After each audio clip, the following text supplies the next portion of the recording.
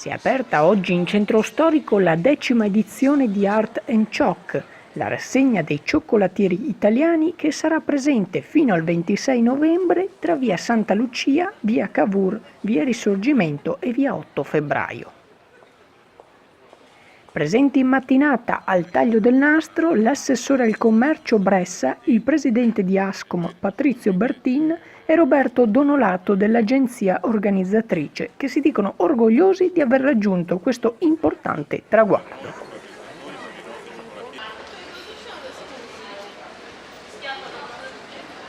Durante l'inaugurazione gli esperti di gourmet di Chef You Want hanno anticipato una delle golose pietanze che andranno a realizzare durante i cooking show nel weekend.